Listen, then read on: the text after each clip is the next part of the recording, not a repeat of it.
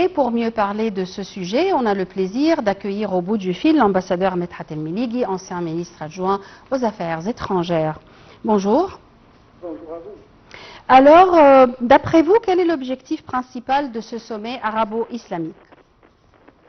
Alors, encore une fois, on cherche toujours à obtenir un consensus de la part des pays arabes et des pays d'Israël de réaffirmer leur position envers la cause palestinienne en général et pour mettre en valeur encore une fois la nécessité de mettre une pression mondiale sur Israël afin de se plier au droit international et aux décisions déjà prises par que ce soit la Cour internationale de justice ou la Cour pénale, la Cour criminelle, pénale de crimes.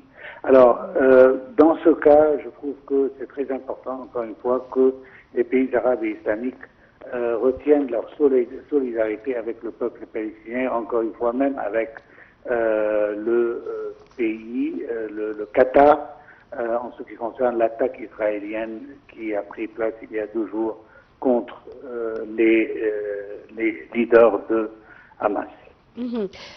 D'après vous, pourquoi le Conseil de sécurité a condamné l'agression contre le Qatar sans toutefois nommer son auteur, Israël, bien sûr? Pardon, je n'ai pas entendu votre question, s'il vous plaît. D'après vous, le Conseil de sécurité, il a condamné hier les attaques sur Qatar sans toutefois nommer le nom de l'auteur de cette attaque qui est bien sûr Israël. Pourquoi?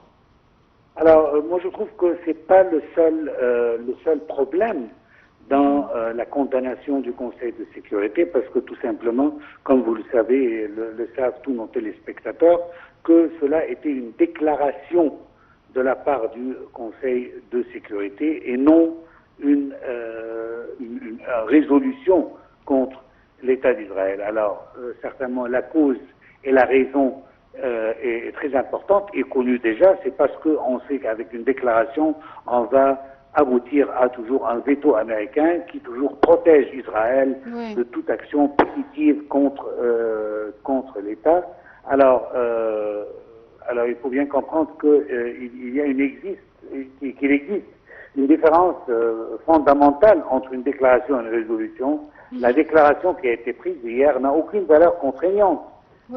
C'est un texte qui est lu, voté même parfois, et qui a eu hier l'accord des 15 pays, mais reste toujours dans les, si j'ose dire, les tiroirs de l'ONU.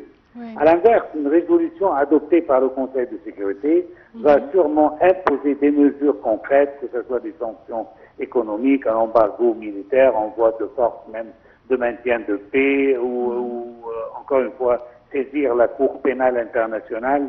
Alors, il y a des mesures quand il s'agit d'une résolution. Or, dans une déclaration, comme on l'a dit, il n'y a aucune contrainte pour Israël, aucune punition et effectivement aucune pression réelle. Alors moi, je trouve que c'est encore une fois, malgré la violation claire d'Israël du droit international et de l'intégrité et de la sincérité des pays, et que Israël a violé tout cela, mais il n'y a aucune action punitive de la part du Conseil de sécurité qui lui a pour devoir de préserver la paix internationale et mondiale. Alors, encore une fois, le Conseil de sécurité, moi je trouve de mon propre point de vue qu'il a échoué à pouvoir obtenir une résolution, parce qu'on sait tous que ça sera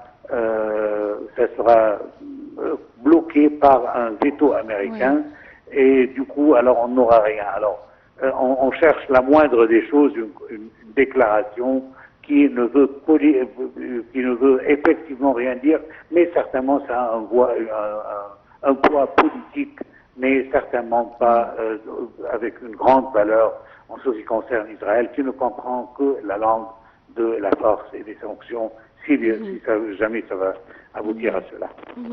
Et quel rôle jouerait l'Égypte dans ce sommet, surtout après la visite du ministre égyptien des Affaires étrangères à Doha, pour exprimer sa solidarité avec le Qatar?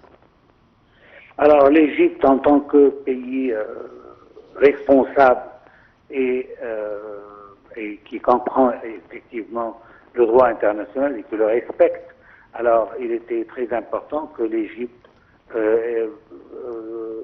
effectue cette visite pour exprimer sa solidarité avec le gouvernement et le peuple qatari dans cette violation flagrante d'Israël au droit international et l'attaque israélienne sur le territoire du Qatar, et que je trouve que cela montre que l'Égypte, avec le Qatar qui a été l'associé avec l'Égypte toujours pour mener des négociations de paix, aussi à part exprimer sa sympathie et sa solidarité avec le Qatar, il était aussi important de négocier l'étape prochaine et qu'est-ce qu'on pourra faire en ce qui concerne les négociations de paix que les deux pays, avec un effort conjoint, mené afin d'épargner la vie du peuple palestinien et de sauver la bande de Gaza et même la Cisjordanie des attaques continues et des massacres israéliens contre le peuple palestinien. Alors, je pense qu'il n'était pas seulement point d'exprimer la solidarité, mais aussi de discuter avec le Qatar des étapes suivantes en ce qui concerne le dossier de la paix entre Israël et le peuple palestinien. L'ambassadeur Medhat El-Meligui, je répète que vous êtes ancien ministre adjoint des Affaires étrangères. Merci beaucoup pour vos éclaircissements et on enchaîne avec le journal.